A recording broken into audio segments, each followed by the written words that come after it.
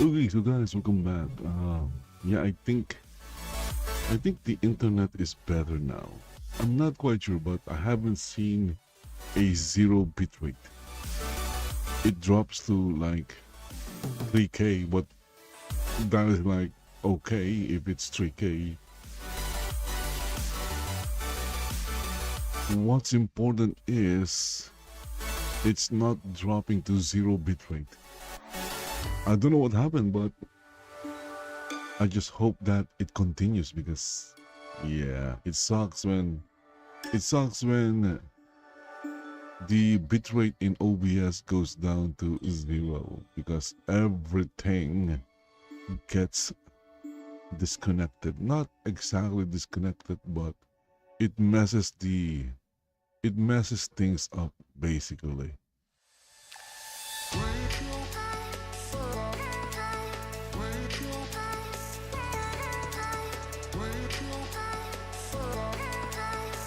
Okay, what do we have here?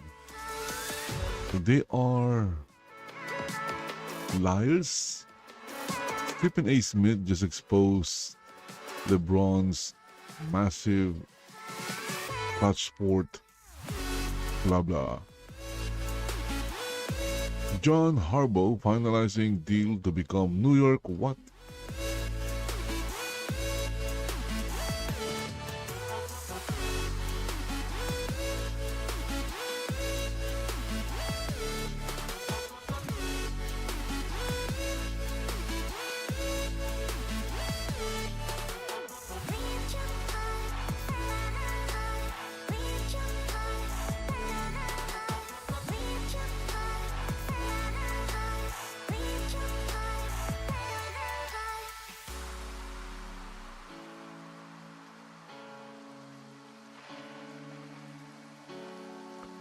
Okay, so I forgot to say welcome back, everybody. Yeah, welcome back to the stream.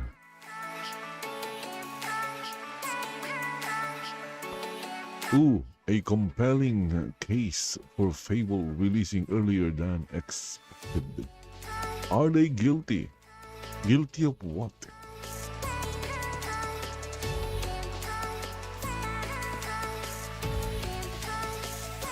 Starfleet Academy is a parody. LeBron lies about clutch connections. Okay, let's go and watch this one.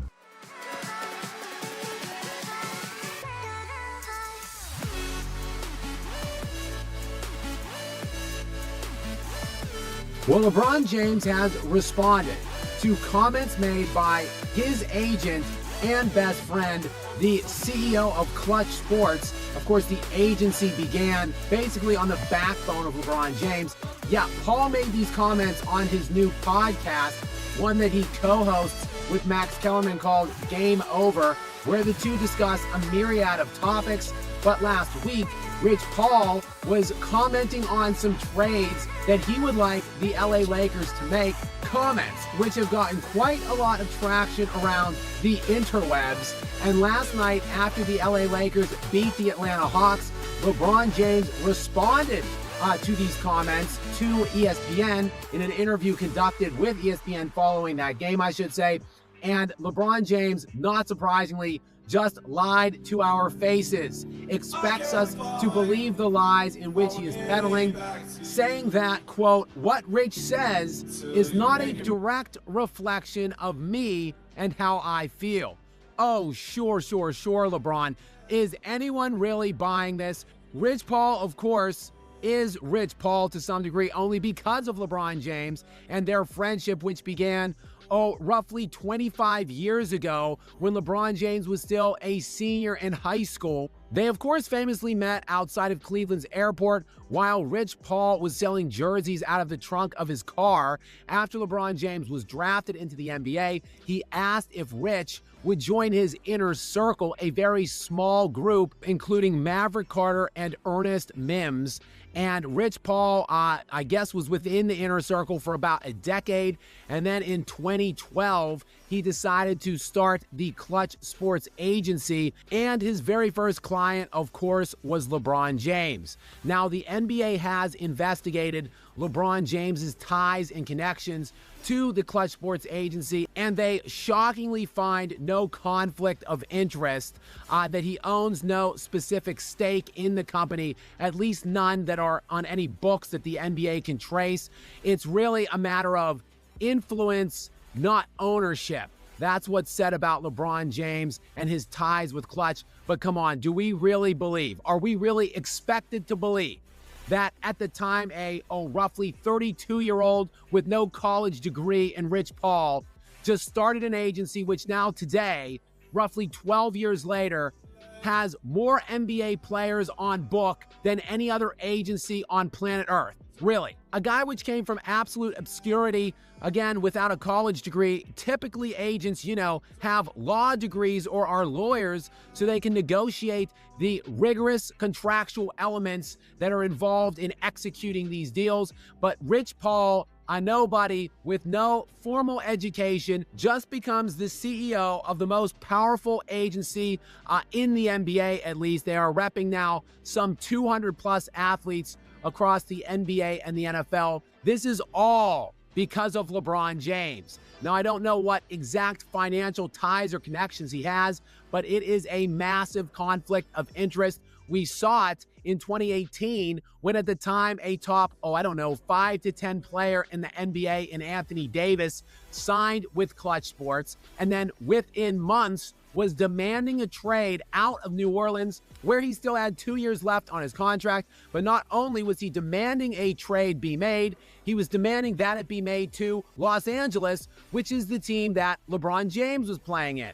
Massive and undeniable conflict of interest. And now who knows what exactly Clutch has its fingertips on. They are seemingly working with a number of content creators and guys in the mainstream media. Recently, Gil's Arena let slip that they are working on something with Clutch Sports. And is that a surprise to anybody that Clutch Sports is now influencing the content creation that's going on, not only on social media, but in the mainstream, to try to manipulate the narrative surrounding LeBron James and his career? And yet we are to believe, according to LeBron, that what Rich says is not a direct reflection on him or how he feels. And again, those comments by LeBron made about Rich Paul's comments a week ago, specifically those comments pertaining to trades the Lakers should make, and most specifically one for Jaren Jackson Jr. of the Memphis Grizzlies for Austin Reeves. So Rich Paul goes on his podcast with Max Kellerman and suggests that the Los Angeles Lakers should trade Austin Reeves. The Lakers have options. If I was the Lakers, I would probably be targeting the Memphis Grizzlies as a trade partner For Jaren Jackson. Yep. And here's the thing. If there's a world where you can do what's best for your team and do what's best for Austin, because Austin deserves to get paid. And yet we are to believe that LeBron James had no knowledge or understanding that Rich Paul was going to do that. And Rich Paul, of course, didn't think that that would be a bad look for LeBron James. Of course, because Rich Paul, who I guess is supposed to be this genius who amassed this super agency without even a college degree, but he didn't think that those comments would reflect negatively on his ace and number one client in LeBron James. Again, sure, guys. Of course, nobody should be buying any of this. That's outrageous. Now, for what it's worth, that actually would be a pretty good trade for the LA Lakers. The Lakers do need to pair Luka Doncic with some, elite slasher and finisher at the rim, and they need desperately, do the LA Lakers, some semblance of defense. Jaren Jackson Jr., of course, a former Defensive Player of the Year award winner. He is, however, under contract for a while with Memphis through the 2030 season to the tune of about $50 million a year starting next year. They owe him $186 million overall, while the LA Lakers right now don't have Austin Reeves on book beyond this season. He has a player option next year, one that he is sure to decline. He's making only $13 million this year, and that player option next year is for $14 million. So the Lakers got caught with their pants down on this one. They should have extended him preseason. They didn't. Now they are going to have to break the bank on Austin Reeves. But if they were to facilitate some kind of a trade at the behest of Rich Paul, which of course they won't, and it is an outrageous suggestion in and of itself. What if These contracts match up. the LA Lakers did what this Rich Paul guy suggested? That would be insane, my goodness. Your flexibility is restricted going forward. Unfortunately, the thing is they can't trade LeBron because LeBron has like a no trade clause. When you just have the training wheels on your bike, but the one training wheel is off and it kind of leans. That's kind of like that, right? listing, And I think yeah. people, so that's one aspect of it. But the real story here is, of course, LeBron James denying connections to Clutch Sports, denying that LeBron James, Rich Paul, and Clutch Sports are in fact one operating entity in and of itself. We, of course, know that simply isn't the case.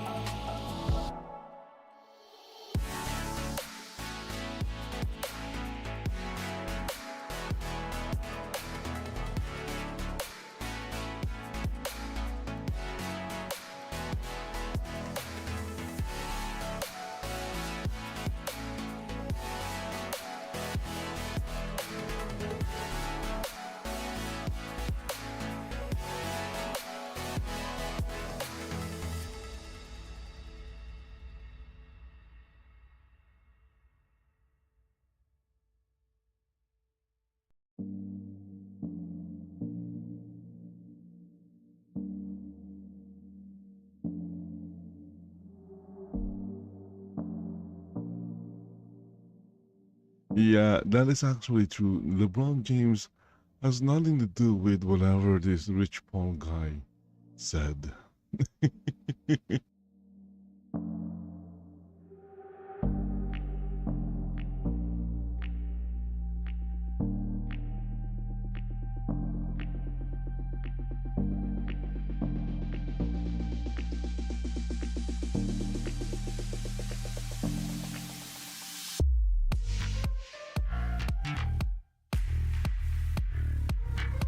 Okay, so there's a video here titled Lakers Hawks.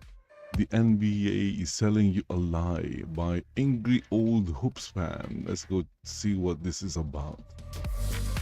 All right, here we go. No, wait a minute. What was that? I better get that off. I can't quite seem to get it off. I'm going to spend the whole game trying to get that off. It again. LeBron says, why not me? Ooh.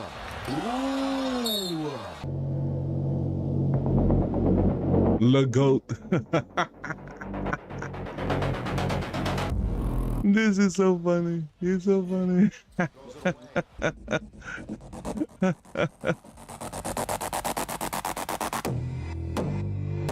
He's getting all excited for Sunday. He will blame everybody. Play by LeBron. Everybody else except him.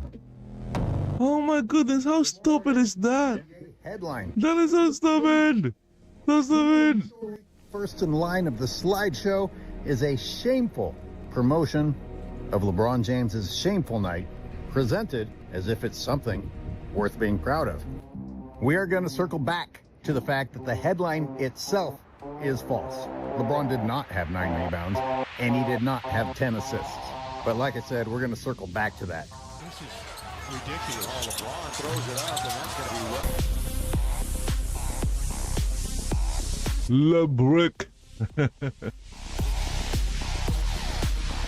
Honestly, LeBron James sporting the number 23 is a disgrace. LeBron being as Yeah, he should never have been, allowed to wear number 23.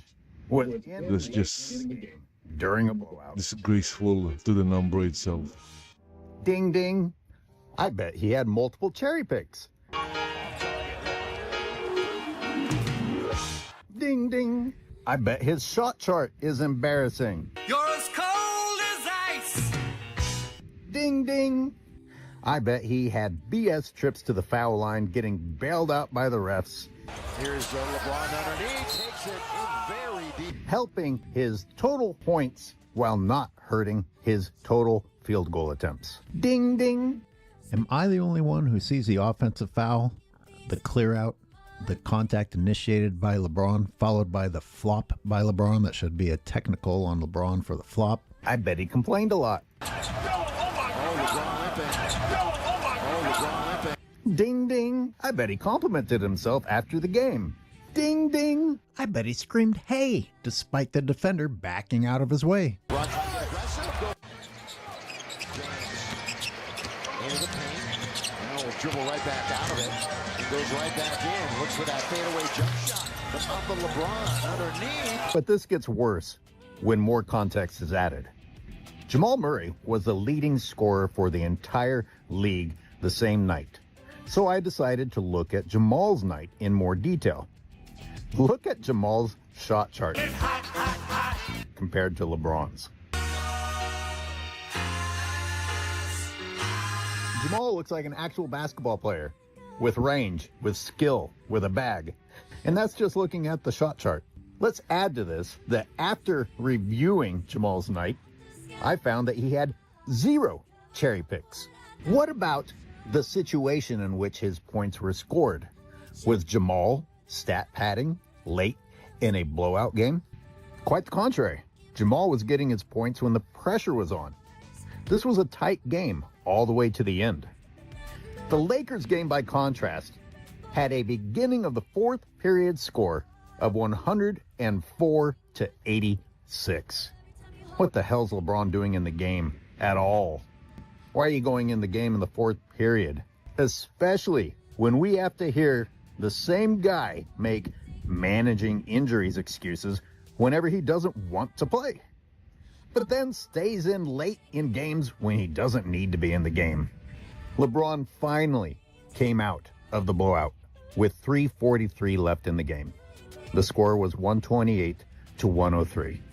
That's embarrassing. It's embarrassing behavior, and even worse, this embarrassing behavior is typical and predictable. I knew everything I was going to find before I even went and validated it. This emperor, constantly being complimented for his non-existent clothes, is so full of himself that he doesn't have any sense of when to be ashamed of himself.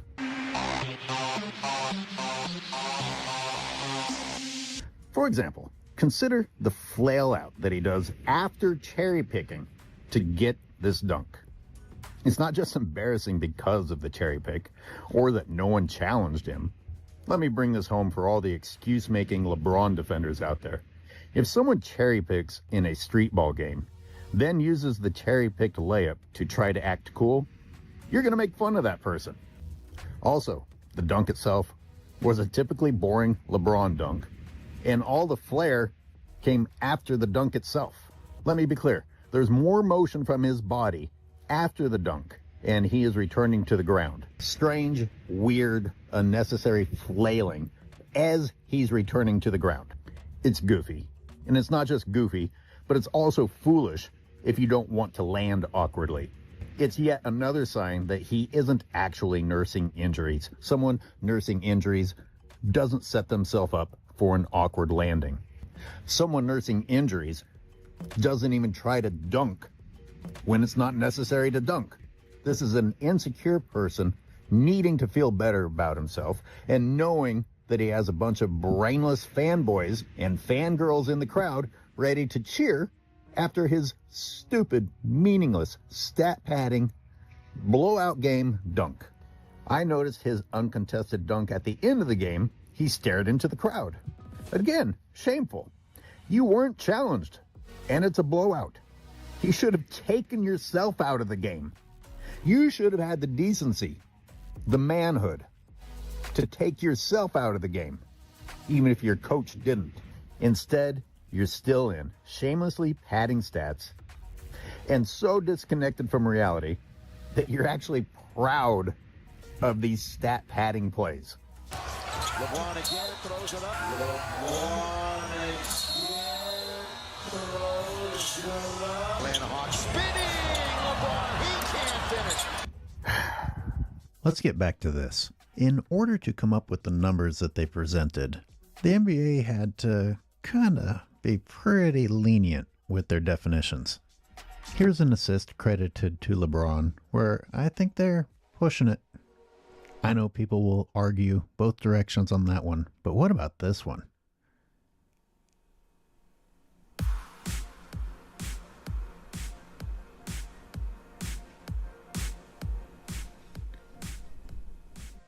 That's the one that got him into double figures for assists. Dribble, dribble, hezzy, dribble, pump fake, another pump fake. I don't know, man. I don't think that's leading directly to a score. Right here, Marcus Smart controls this rebound.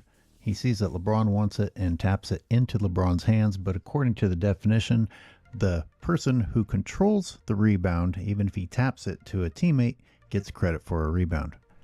And then, of course, you have these amazing, breathtaking efforts by LeBron. Although, that is a rebound. I can't discredit that one, as embarrassing as it is. The previous one, I think, can be discredited. Okay, here comes bonus time. The main gist of the video has been covered, but those of you who can stand my ranting, here's some ranting that I edited out of the original. Thanks for watching. You see, the anger comes from the bad example that LeBron is setting. I know he didn't have a strong male figure growing up, but as an adult, he also had a very weak father figure in Adam Silver, who allowed LeBron's antics to not only continue unpunished, but to be celebrated.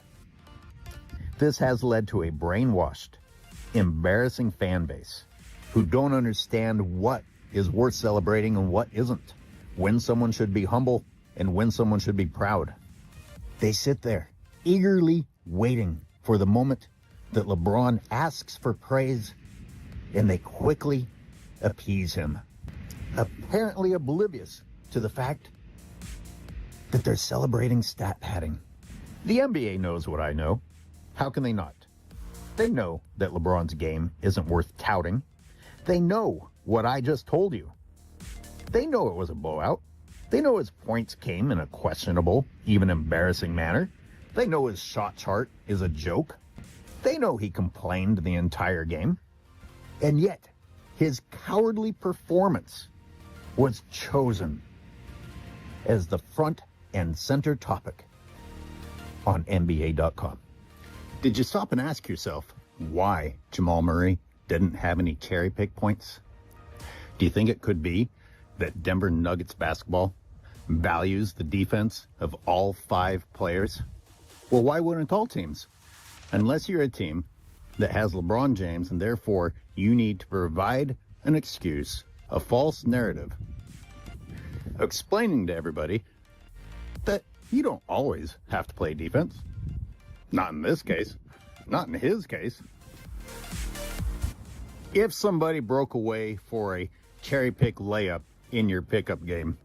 A lot of times you might see something like the person making it unnecessarily difficult, like turning it into a circus shot, and maybe you all laugh it off a little bit together because you know not to take a cherry pick that seriously. And if the guy who cherry picked does take it seriously and showboats, you probably are laughing at him, because we all know it's not something to take seriously. It's certainly not something to be proud of, unless you're LeBron James. LeBron living in his own little delusional, narcissistic world. James.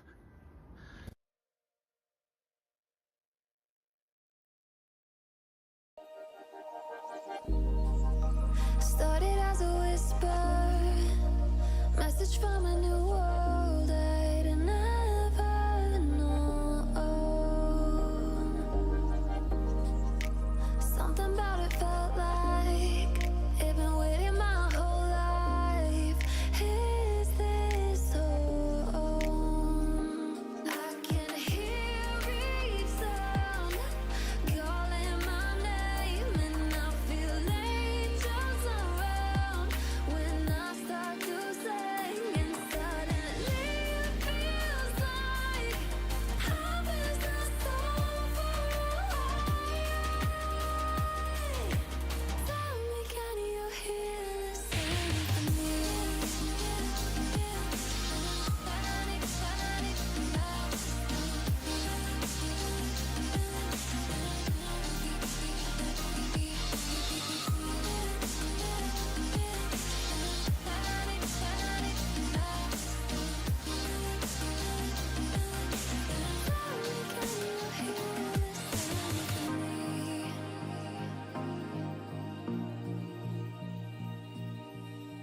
I can't help but think that it's meant to be, that I'm finally right where I'm supposed to.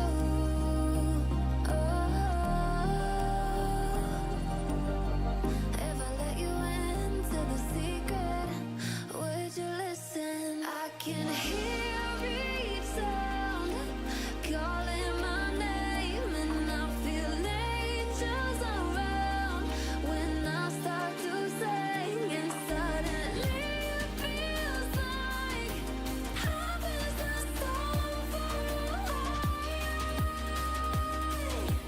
Tell me, can you hear the symphony?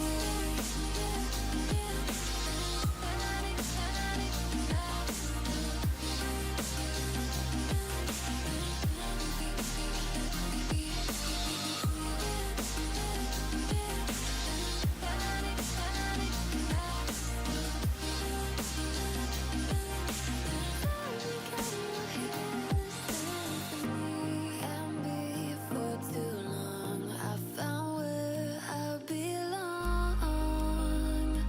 I can hear it, I can hear it, oh, I can't stop the rush. Every note I touch, I can feel it saving me. Tell me, can you hear the symphony?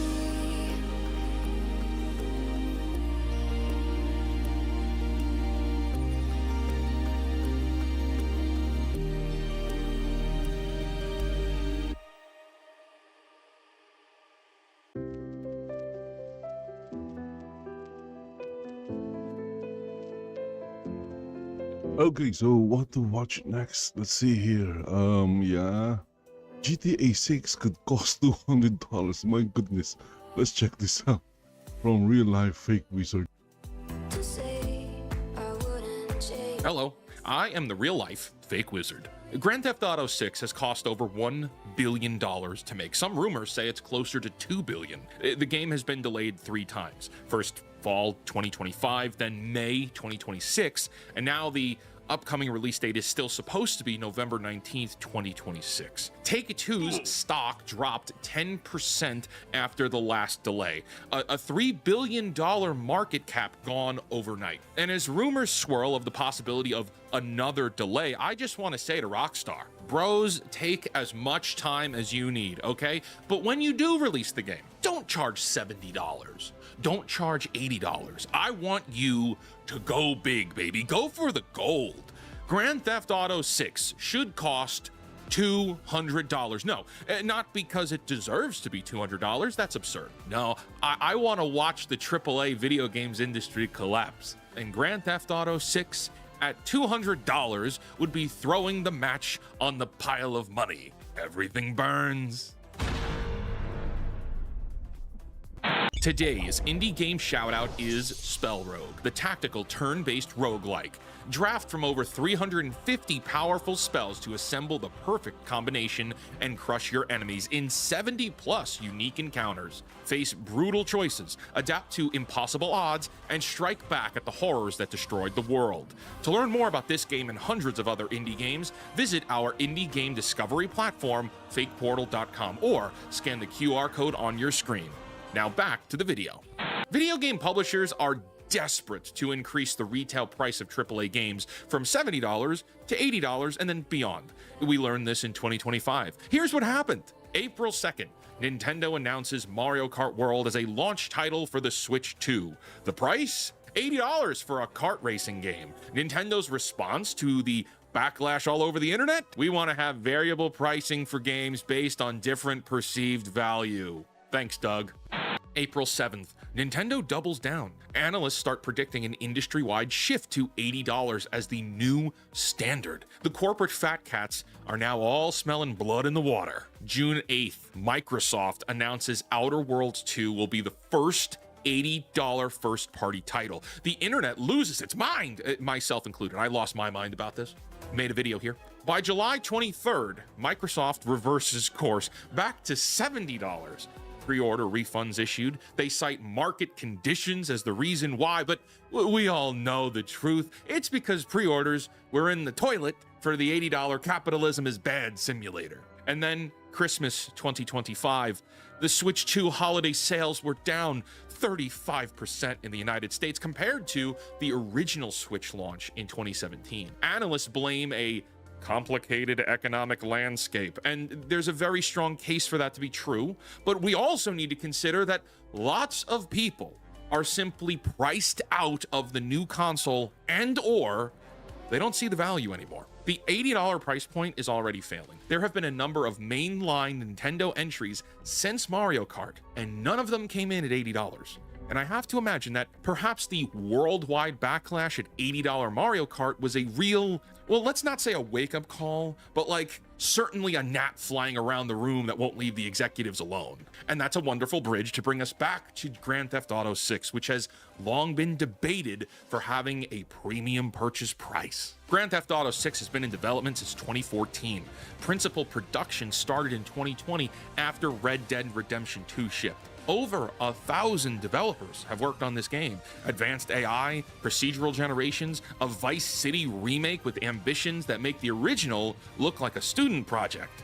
The leaks, which Rockstar has now validated by firing the people responsible, reveals 700 enterable buildings. GTA 5 had maybe 100. There's a relationship mechanic between the two protagonists. 6-star wanted levels with coordinated police AI tactics. That's a lot. But here's the problem. GTA 5 cost $265 million to produce. It launched at $60. It has sold over 200 million copies. It has generated over $8 billion in revenue. That's $8 billion with a B. GTA 6 cost somewhere between $1 and $2 billion to produce. The break-even point at $80 is roughly 12 to 25 million units sold, depending on whose numbers you trust. At $200, you need maybe 5 to 10 million. The math works here on paper. But GTA 5 did not make $8 billion because it was priced to break even. It made $8 billion because it was priced for volume, $60, accessible to everyone.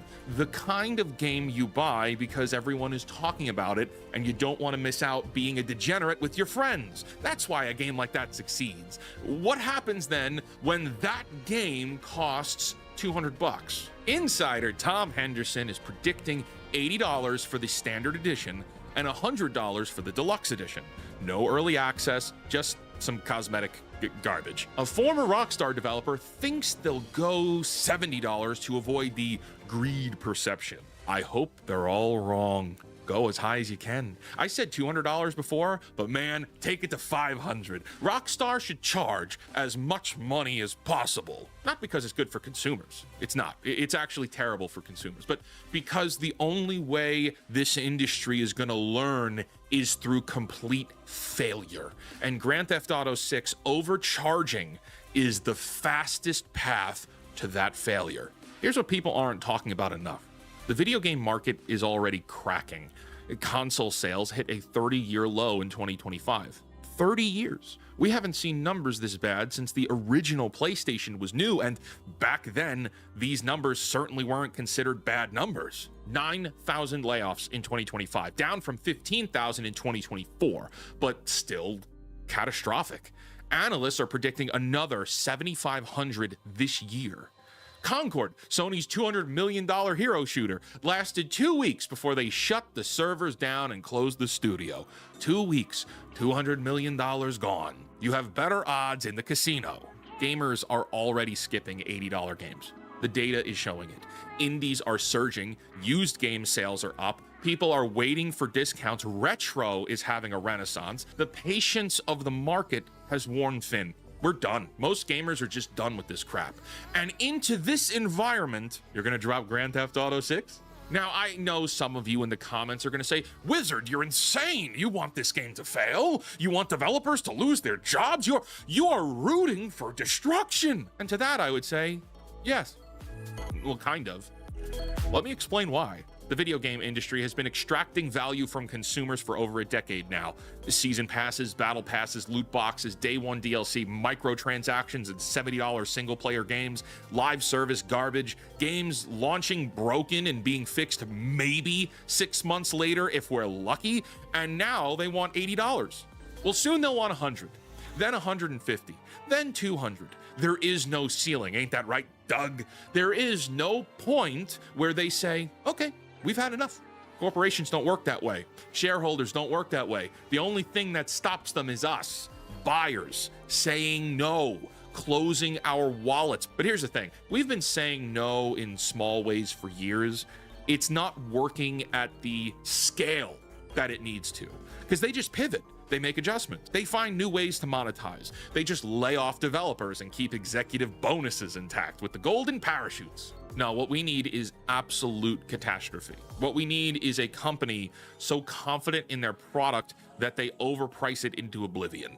What we need is the biggest game of the decade, the game everyone is waiting for, the game that's supposedly there to save Take-Two, the game that 3 publishers delayed their own releases to avoid competing with.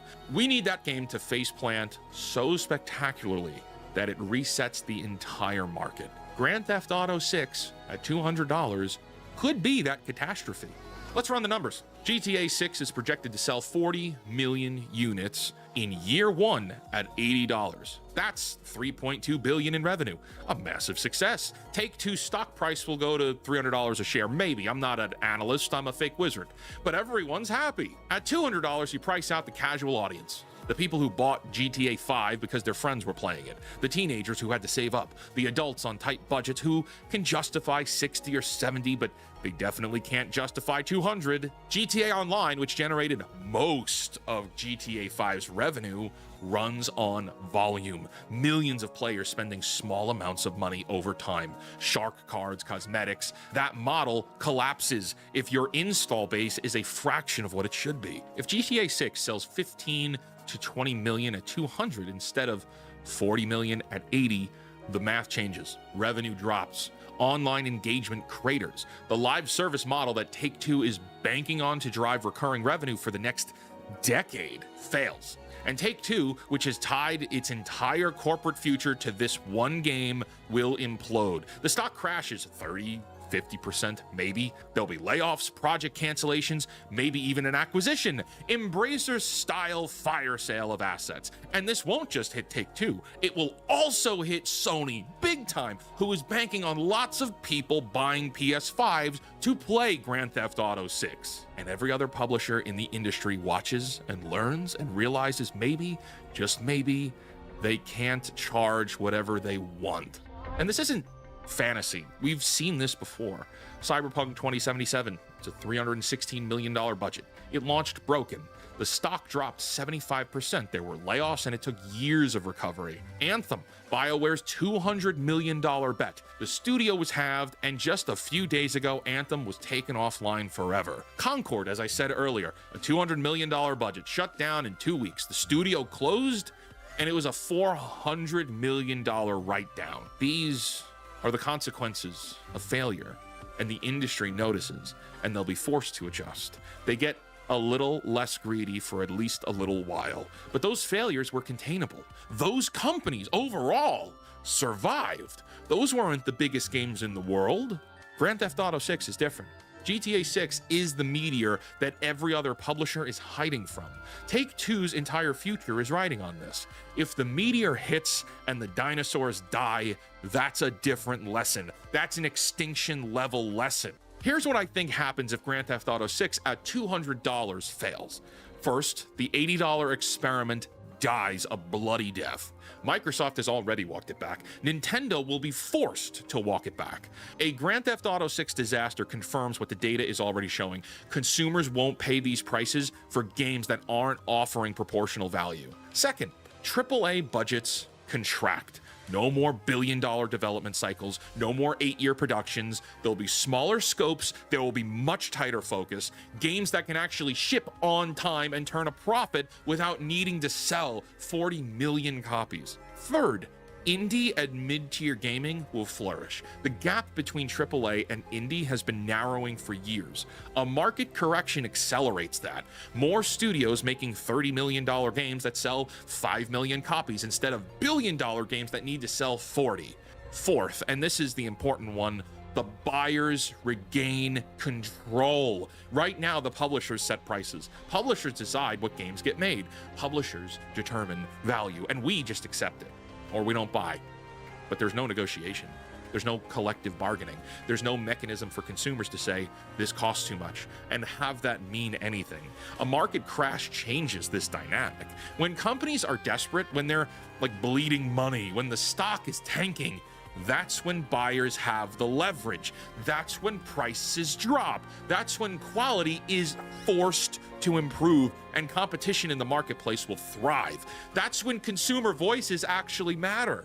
Now, there's going to be lots of people who disagree with me, and some people may lash out in the comments, and I want to address some of that. GTA 6 can't fail. The hype is too strong. People will pay anything.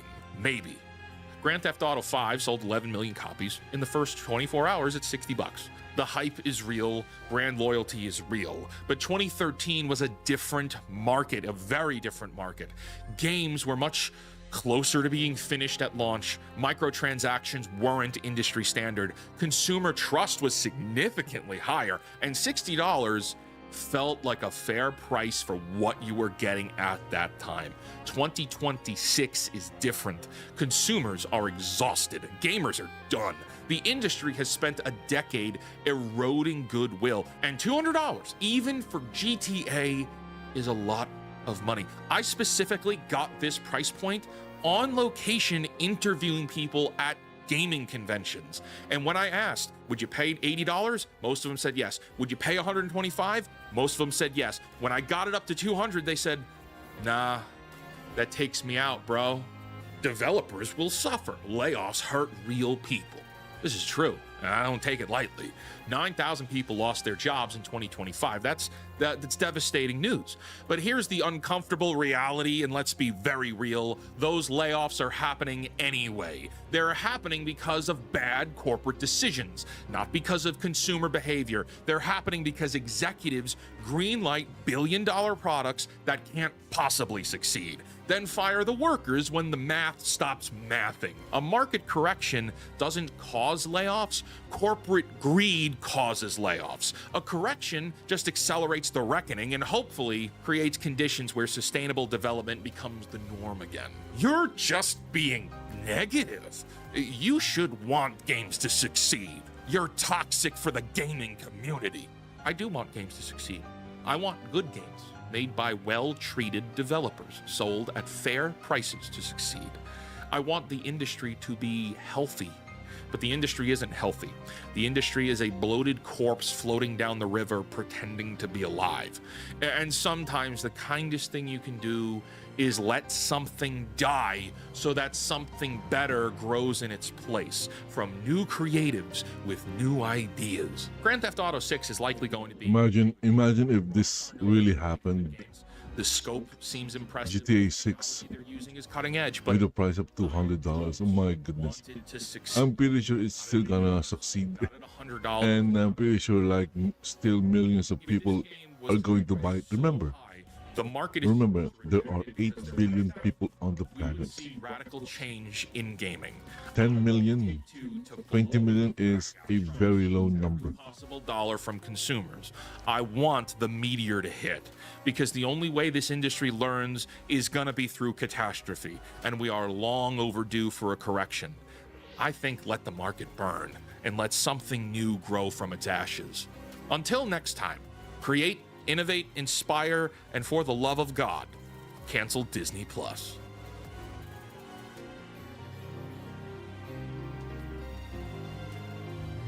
Okay, so that was GTA 6 should cost 200 from real life fake wizard. It looks like I'm already subscribed to the channel.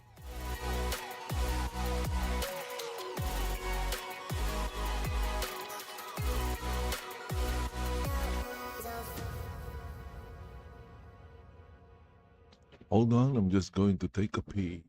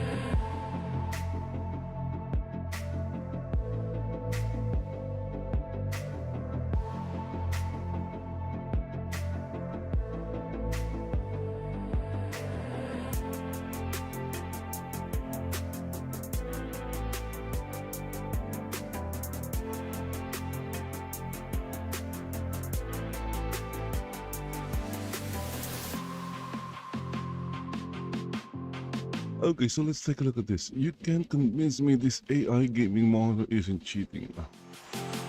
Luke, have you seen that new flagship MSI monitor called the Meg X that has built-in AI features like an AI tracker that highlights enemies on screen? I think I saw a clip of that.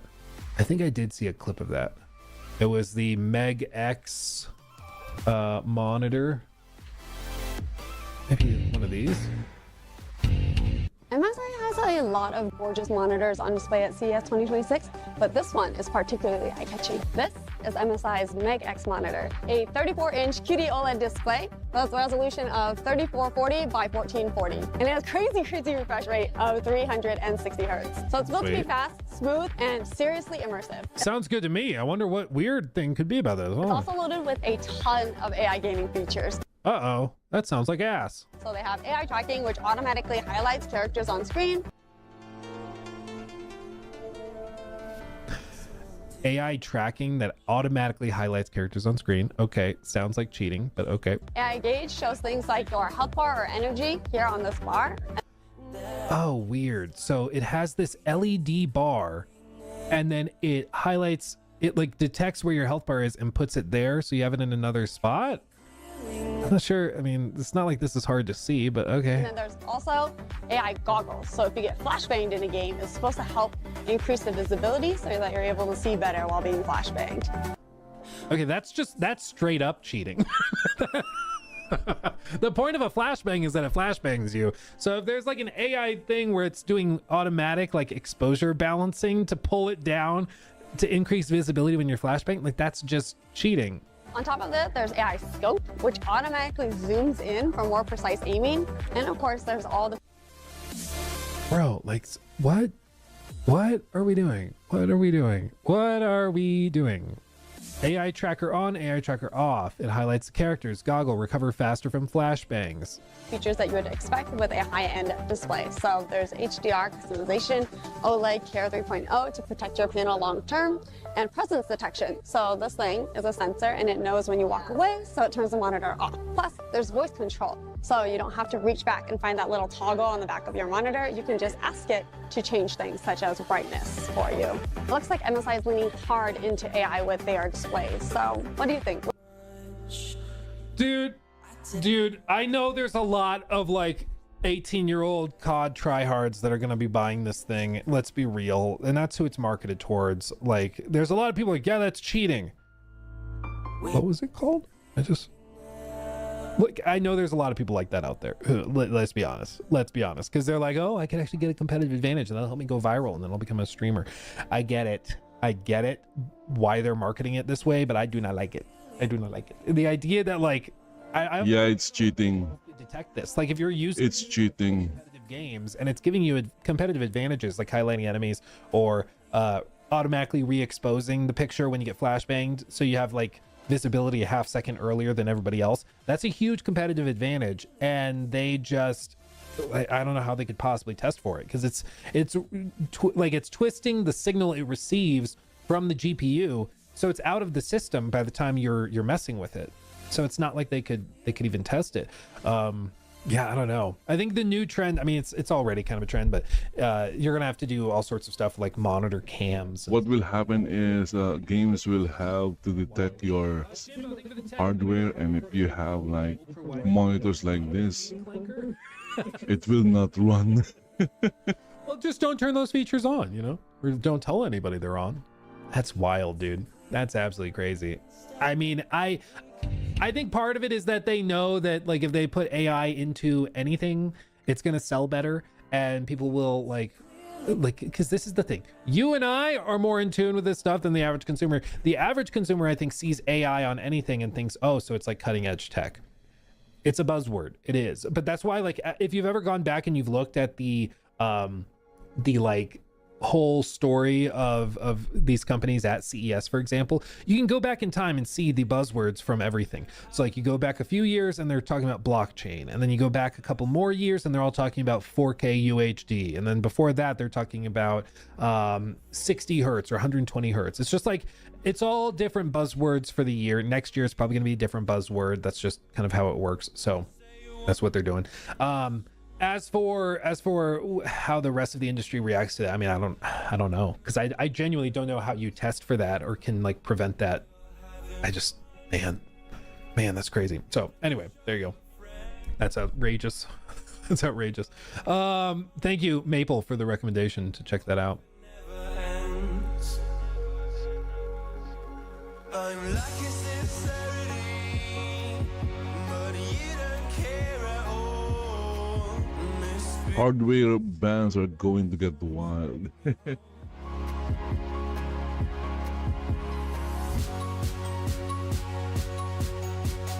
Falling in love just a million times, breaking it off, put the feeling on ice. She's as cold as December. Okay, what NASA has not just revealed about SpaceX Dragon? The fastest rescue. What's that? I don't know.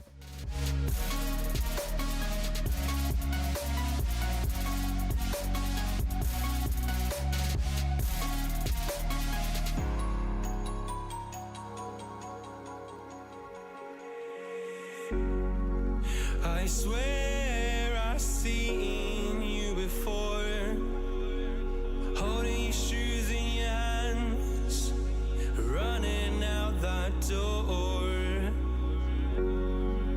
And you got nothing when you say you wanna dance, and you're worrying, oh, you'll end up in the wrong hands. It was just an experiment. YouTuber sentenced for trespassing into nuclear disaster area. This was like 10 hours ago. This Ukrainian YouTuber live This is from Atosi. Fukushima nuclear exclusion zone and got arrested after broadcasting everything to his audience. And it's safe to say that what seemed like just another urban exploration video turned into an international controversy involving embassies, courtrooms, and debates whether Japan is actually way too soft on influencers who break the law for content. Because, you know, when your creative experiment ends with your own government apologizing on your behalf and a judge deciding your fate, it's clear that things quickly went off the rails. So meet Alexander Krykov, a Ukrainian content creator who runs the YouTube channel Kryosin. With That is insane, right? It's insane. focuses on what he describes as creative experiments and extreme science projects. As we're talking about videos that show people how to pull electricity from train tracks, charge their phones using high voltage power lines, and other activities that should come along with a screaming, "Please do not try this" warning label, because it's safe to say they can go very wrong. And this video also went extremely wrong. But his channel kicked off back in 2011 when Alexander and some of his buddies tossed a foam can into a fire and filmed what happened. And despite the video being deleted, it got a few thousand views and they realized they might be onto something here. So in 2014, his subscriber count had got to a point that invited him to a creator festival in Moscow, where he learned about the business side of YouTube. And after that trip, he started shifting away from random dangerous stunts and moved towards content that was supposed to be a little bit more educational and practical. And the channel's popularity eventually got big enough to where Alexander could ditch his day job fixing televisions and washing machines to focus entirely on making videos. And nowadays, their content has evolved into a mix of survival tips for extreme situations and urban exploration. So as it turns out, this is not his first rodeo when it comes to off-limit locations, since, you know, he'd already pulled similar stunts in Chernobyl when he sneaked into the exclusion zone there and filmed inside the actual nuclear power plant. So by the time September 2025 rolled around and he decided to visit Japan with 2 friends, we could already guess where this was heading. So there were 2 other guys that traveled with him. The 3 of them set their sights on one of the most restricted and sensitive locations in the entire country, the Fukushima nuclear exclusion zone. And before we dive into what these guys actually did, we need to understand why this location is such a massive deal. I've actually gone over this before in another video where I talked about the French YouTuber who went to Fukushima to film an ASMR video. So if you want a more detailed breakdown on the whole thing, feel free to check out that one as well. But back in March 11th of 2011, Japan got hit with a catastrophic earthquake, which then triggered a tsunami, which then triggered a nuclear meltdown in the Fukushima Daiichi nuclear power plant. The earthquake knocked out the electrical grid and the tsunami wiped out the backup generators, and the whole situation spiraled into one of the worst nuclear disasters in history. Because what followed was radiation spread across the region, forcing roughly 165,000 people to evacuate their homes. Some because authorities ordered them out, others because they didn't want risks of radiation exposure. And about 12% of Fukushima became a no-go zone, which means entire communities were abandoned, practically overnight, with residents having just a few hours to grab what they could before leaving their home. And over time, some areas got cleaned up enough to reopen, but certain zones remained designated as difficult to return zones because radiation levels are still too dangerous to live there. The town of Okuma, where Alexander and his friends were arrested, sits right in the middle of one of these restricted areas, so entering there without permission is illegal. But when content creators treat these spaces like they're just another, interesting location for a video, it shows a pretty fundamental misunderstanding of what these places represent to the people who lost everything in this disaster. And here's where the problem started. So on September 23rd, 2025, the three friends made their way into the exclusion zone in Okuma and found an abandoned house to set up and started live streaming on YouTube. This was a bad mistake for them because the French YouTuber I covered, he wasn't caught because he didn't live stream. He just made the video, got out of there, and posted the video after he had left Japan. But the live stream footage showed them sitting inside of an empty house by candlelight, making tea and poking through personal items that had been left when residents evacuated over a decade ago. Almost like they were on some casual camping trip rather than illegally trespassing in a radiation zone. But while Alexander and his friends were busy filming their content, someone watching the stream was having a very different reaction. An anonymous viewer saw what was happening, recognized they were broadcasting from inside a Fukushima exclusion zone, and immediately called the local police station. So from there, police officers got to work using screenshots and the video from the stream to pinpoint the exact location. And by the morning of September 24th, authorities had tracked down the house and showed up to make arrests. When officers arrived to the scene, they found 3 men still inside the property and took them into custody on the spot. According to the police station, they admitted to breaking in during the police questioning. So they were formally charged with unlawful entry to a residence, but since this involved a restricted nuclear zone, the situation immediately became more serious than just an average trespassing case. So once word got around about the arrests, the story spread quickly. Japanese media picked it up immediately, and within a day or two, international reports were running stories about these Ukrainian YouTubers getting arrested for live streaming themselves from a Fukushima exclusion zone. And it didn't take long for the situation to escalate way beyond just a legal issue and became a full-blown diplomatic embarrassment, because on September 26th, the Ukrainian embassy in Japan released an official statement condemning what the 3 men had done. The embassy called their actions unacceptable and issued a public apology to Japanese citizens who felt disrespected by the incident. They were also careful to emphasize that this incident shouldn't reflect poorly on how Ukrainians view Japan's support and friendship, especially in the light of everything Ukraine has been going through over the last few years. The former Ukrainian ambassador to Japan also weighed in personally on social media and posted that he was deeply sorry by the news and wanted to personally apologize for the behavior of these creators. And the whole situation also highlighted a growing frustration in Japan about foreign influencers who show up, ignore local laws, and treat their country like a theme park for their videos. And after the arrests, prosecutors moved forward in seeking actual prison time for the 3 defendants. They argued for 6-month sentences, pointing to the fact that this wasn't some accidental mistake. These guys intentionally entered a restricted zone, and they knew they were breaking the law, and they broadcasted the whole thing for the internet. However, during the court proceedings, one of Karasan's friends reportedly told the court that his goal was to show viewers how the Fukushima region was recovering since 2011. And he also said that he hadn't really thought about the legal ramifications of what they were planning to do. I was never taught what laws there are. Meanwhile, defense attorneys pushed back against this prison sentence, requesting fines or suspended sentences instead. And the first hearing took place on December 8th in the Fukushima District Court, and the case quickly moved through the system. And then finally on December 25th, the judge issued a final verdict. All 3 defendants were sentenced to pay fines of 100,000 yen each, which works out to about $650 per person, and then they were essentially just released and could go home. So this is where the opinions split pretty hard, because that sentence sparked discussions about whether Japan went too easy on them. And a lot of people have been pointing at that, saying, hey, this is kind of a theme now. So while some people looked at the outcome and thought, hey, that was fair, they trespassed, got caught, paid a penalty, and moved on. They got stuck in the country for a while. Others saw this as way too lenient and worried it sends a message to other creators that Japan won't seriously punish any kind of behavior like this. According to a commentary article that came out about the sentencing, published in the Japan Times, Japan's approach stands in a strong contrast to how other countries in Asia have been handling similar situations. For example, we know these stories way too well, but Johnny Smalley in Japan basically got a slap on the wrist. In Korea, he's been stuck there for over a year and he's facing multiple years in prison. And then we have Vitaly over in the Philippines, who's been sitting in detention since April 2025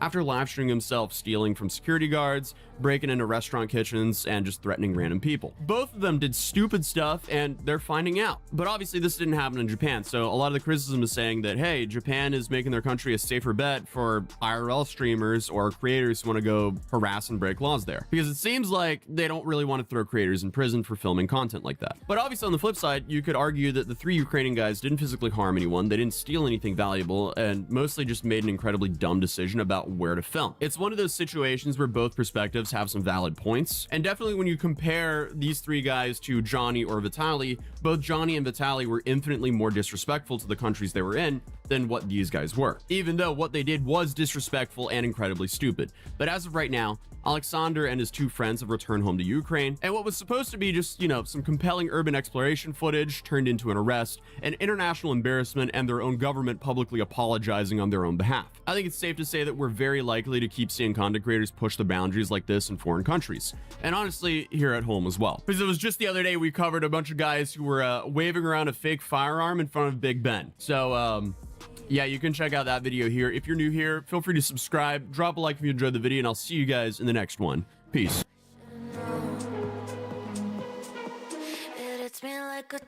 Okay, so guys, that's it for the hour. Hope you guys enjoyed the stream. I'll be back later. And well, for now, hit you like a tidal wave.